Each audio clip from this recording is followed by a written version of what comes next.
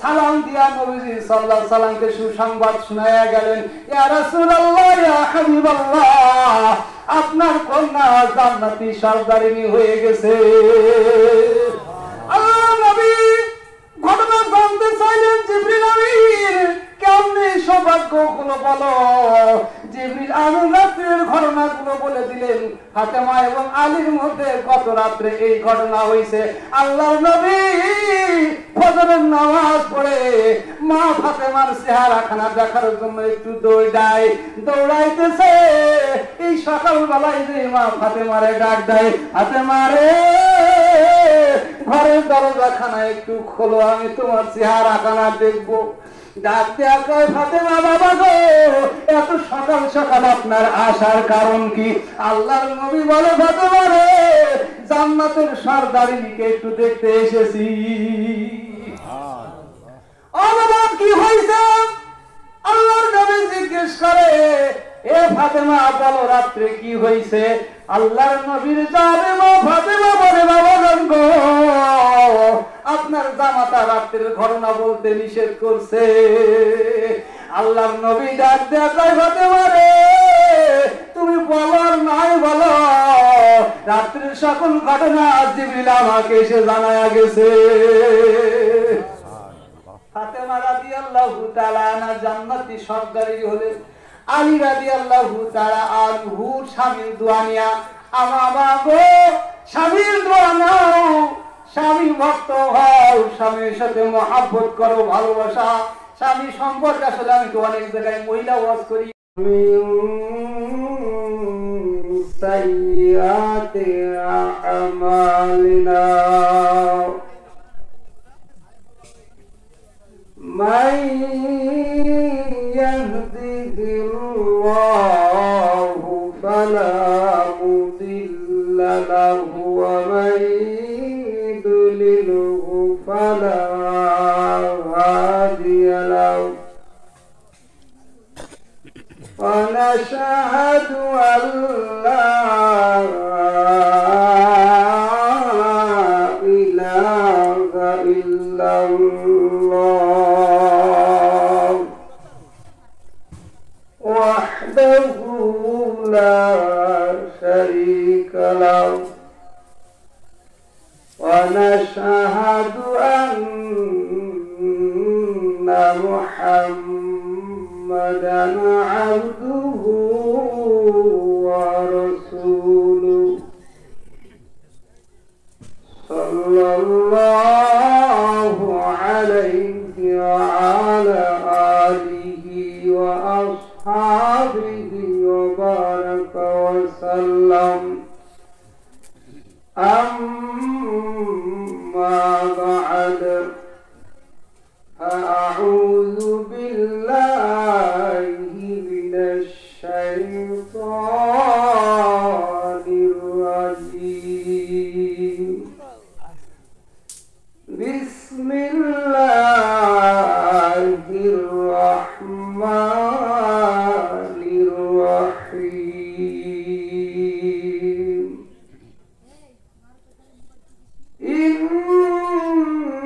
إنما المؤمنون الذين إلى آل محمد كما صليت على إبراهيم وعلى آل إبراهيم إنك حميد مجيد. اللهم بارك على محمد وعلى آل محمد كما باركت على إبراهيم وعلى آل إبراهيم إنك حميد مجيد. কবর পথের যাত্রী মোরা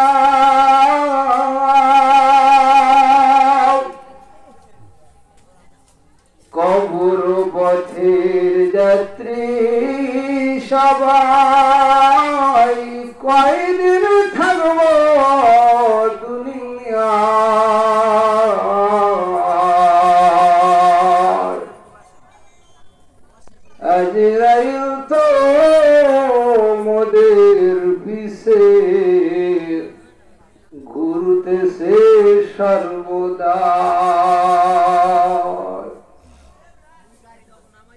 মাটি হতে জন্ম মোদের মাটিতে যেতে হবে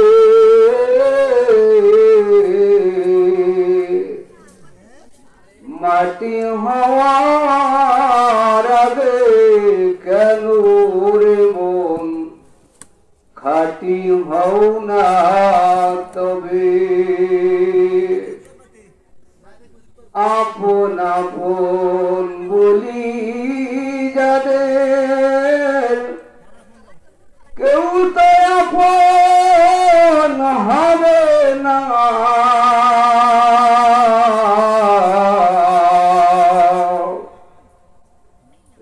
আপন হবে দিনের নবী আর কখন রব্বানা লা ইলাহা ইল্লাল্লাহ লা ইলাহা ইল্লাল্লাহ লা ইলাহা ইল্লাল্লাহ ইল্লাল্লাহ লা ইলাহা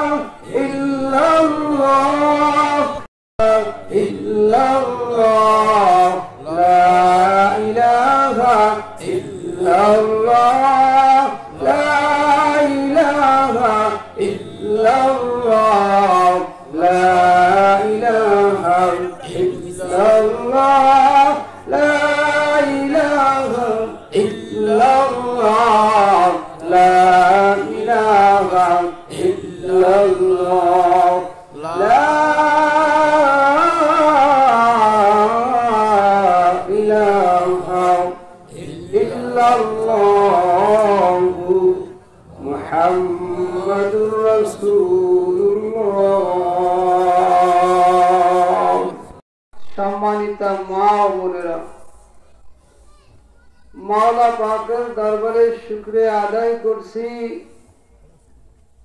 যিনি আমাদেরকে সুস্থ রেখে এই জান্নাতের বাগানে আমাদেরকে কবুল করছেন। এজন্য মাওলার দরবারে আমরা অন্তর থেকে শুকরিয়া আদায় করব, জবান থেকে বলবো আলহামদুলিল্লাহ।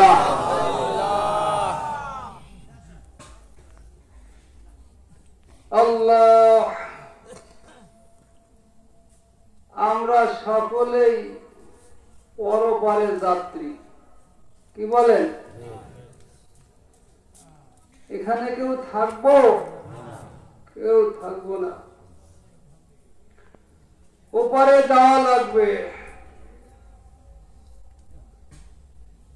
নবীজি সাল্লাল্লাহু আলাইহি সাল্লাম এক হাদিসের মধ্যে বলেন, ইগতানিম খামসান ক্বাবলা খামসিন, পাঁচটি জিনিস, পাঁচটি সম্পদ ফুরিয়ে যাওয়ার আগেই, হারিয়ে যাওয়ার আগেই তোমরা এই পাঁচটা জিনিসের গুরুত্ব দাও। শাবাবাকা ক্বাবলা হারমিকা, বৃদ্ধ হওয়ার আগেই, বৃদ্ধা হওয়ার আগেই তুমি তোমার যৌবন কালটা, যুবতী সময়টার গুরুত্ব দাও। কত সুন্দর কথা! এই যৌবন কালটাকে, এই জওয়ানি শক্তিটাকে মাওলার ইবাদতের মধ্যে কাটায়া বৃদ্ধ হওয়ার আগেই তুমি এই সময়টার গুরুত্ব দাও। আসিহাতাকা ক্বাবলা সুকমিকা, অসুস্থ হওয়ার পূর্বেই সুস্থতার গুরুত্ব দাও। আল্লাহ ওয়া গিনাকা ক্বাবলা ফাকরিকা, এখন সম্পদ আছে, অর্থ সম্পদ আছে, দরিদ্রতা আসার আগেই, এই সম্পদ ফুরিয়ে যাওয়ার আগেই আল্লাহর হুকুম পালন করো। এই সম্পদের যথাযথ সুন্দর ব্যবহার করে পরকালের জন্য ব্যবহার করো। আল্লাহ অফারাগাকা ক্বাবলা শুগলিকা, ব্যস্ত সময় আসার আগে তুমি অবসর আছো, অবসর সময়টারে গুরুত্ব দাও। আল্লাহর ইবাদত বন্দেগী করে তোমার আমলটাকে সাজাও।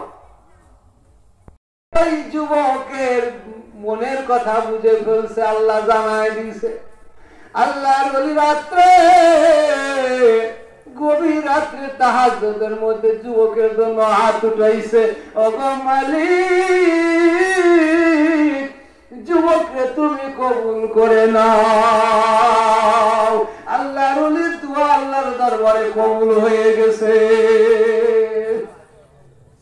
পরীক্ষা শুরু হয়ে গেল। পরের দিন যখন নাসুহা দরবারে গেছে বাদশার বিবি এবং তার মেয়েকে গোসল করানোর জন্য, বাদশার স্ত্রী মেয়ের সাথে তার অন্তরঙ্গ সম্পর্ক হয়ে গেছে। অবস্থা এরকম দাঁড়াইলো, বাদশার আদরের কন্যার হার হারিয়ে গেছে। ঘোষণা হয়ে গেল, রাজ্যের এই দরজা ও দরজা সব বন্ধ করে দাও। যত নারীরা আছে সবাইকে উলঙ্গ অবস্থায় বিবস্ত্র করে পরীক্ষা করা হবে। এবার হ্যাঁ, বিপদ না। আর যাবে কোথায়? মাওলার পরীক্ষা শুরু হয়ে গেছে।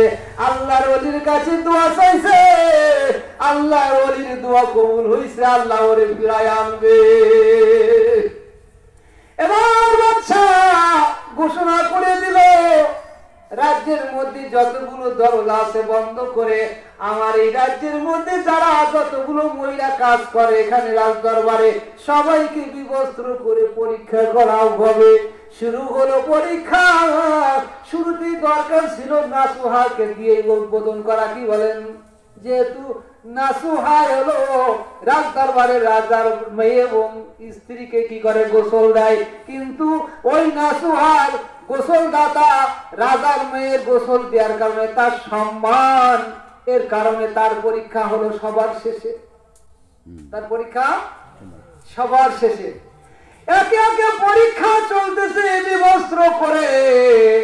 নাসুহা তো এবার বুঝতে পারছে, আমি এতদিন ধরে দীর্ঘদিন এই অন্যায় কাজের মধ্যে আমি বিলিপ্ত ছিলাম। এখন বাচ্চা আমাকে পরীক্ষা করে, বাচ্চার লোকজন পরীক্ষা করে আমারে জানবে আমি একটা নারী নয় পুরুষ। বাচ্চা আমাকে টুকরা টুকরা কেটে কেটে কুকুর দিয়ে খাওয়াইবে। আমার রাজ্যের মধ্যে ঘোষণা হবে নাসুহা নামের এই মানুষটা একটা পুরুষ মানুষ ছিল, আসলে সে মহিলা নয়।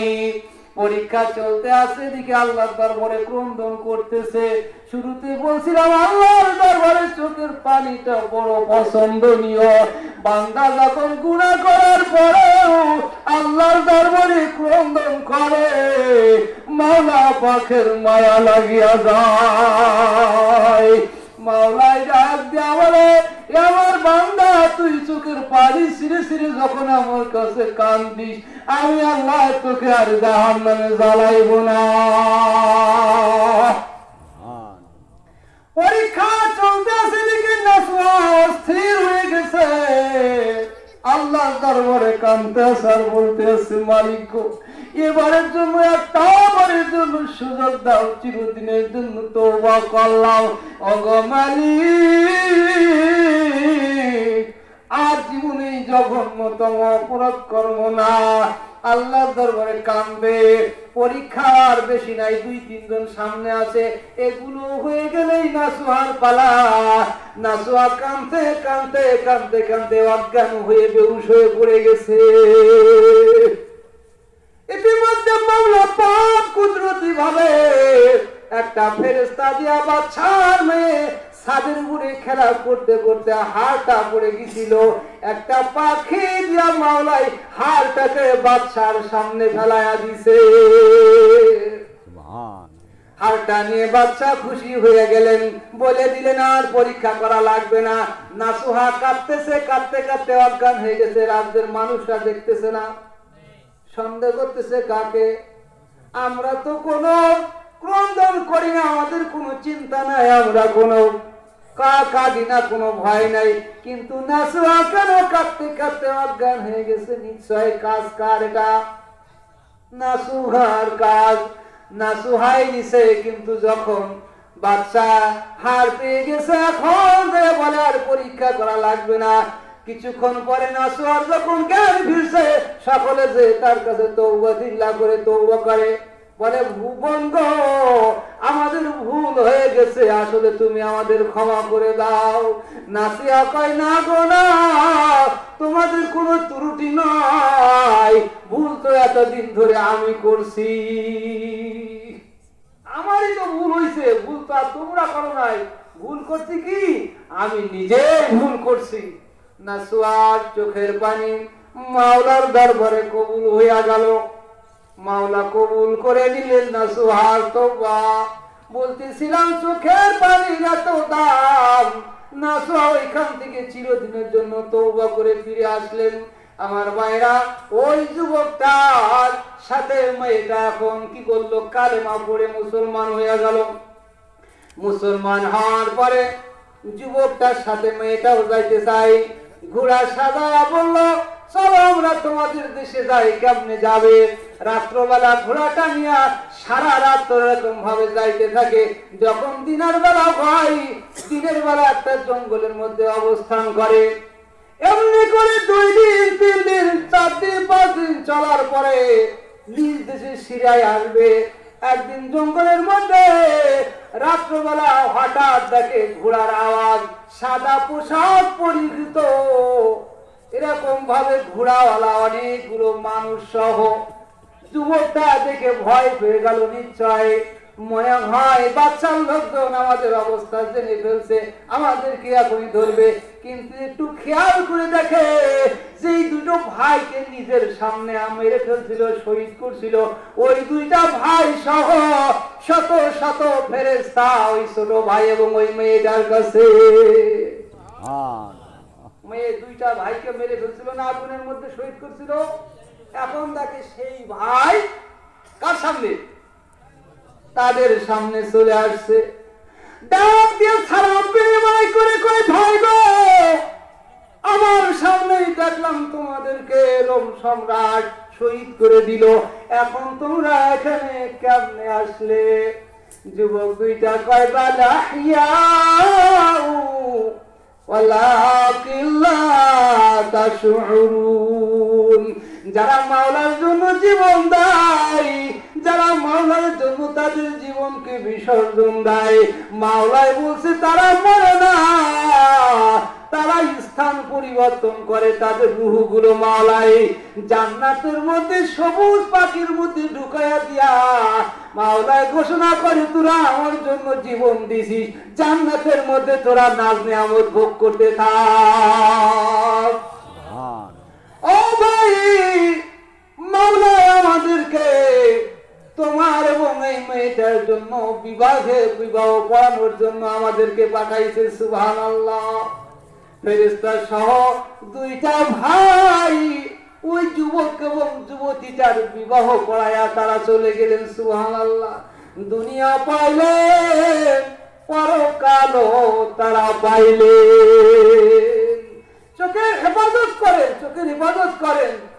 মোবাইলে যে খারাপ জিনিসগুলো আসে, টিভি সিনেমার মধ্যে যে খারাপ জিনিসগুলো, বড় নারী, এগুলো থেকে কি করতে হবে? চক্ষুকে হেফাজত করতে হবে। মালিকাল কুলুবি তুদিলুকে ভেদ জাননে ওয়ালা हम तेरे गुनाहगार बंदे थे।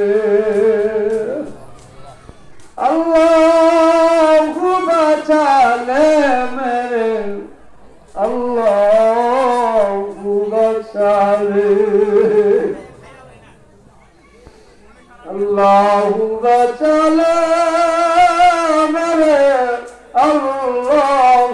বাঁচালে आज़ीज़ फ़रमाए सब कुछ गई मेरा तेरे हवाले ओ करम बाबन दुख लगा तुझे माला दरबार कांदा मुनर बुझाओ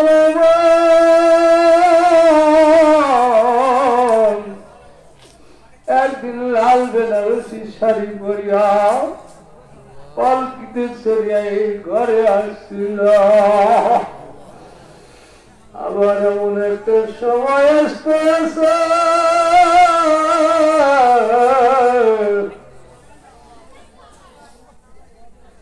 সাদা কাপড়ের কাপড় পরে এই ঘর থেকে লাশ হয়ে বের হবো ছেলে কানে মামা বলে মেয়ে কানে মামা বলে আব্বা আব্বা বলে জানতো আর দিব না ও মাবুদ গো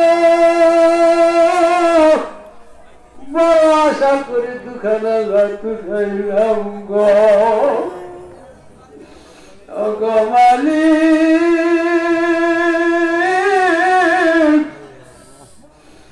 তোমাদের মধ্যে যার হাত খাড়া তোমার কাছে পছন্দ হয় গো আল্লাহ তার ওসিলাকে কেন্দ্র করে আমাদের ক্ষমা করে দাও তুমি যদি আমাদের মাফ না করো গুনাহ নিয়ে কবরে গেলে তোমার ফেরেশতারা আমাদেরকে জাহান্নামের আগুন দিয়ে জ্বালাইবে তোমার কি মায়া লাগবে না মালিক আমরা তোমার গুনাহগার বান্দা কেমনে কবরে ঢুকবো গো ভয় লাগে গো আমাদের তো কবরের ভয় লাগে ও মালিক এর মধ্যে যার হাত খানা পছন্দ করো রে এর ওসিলায় কবরের আযাব থেকে বাঁচাও আমাদেরকে কবরের আযাব থেকে বাঁচাও কবরের আযাব থেকে বাঁচাও বাঁচাও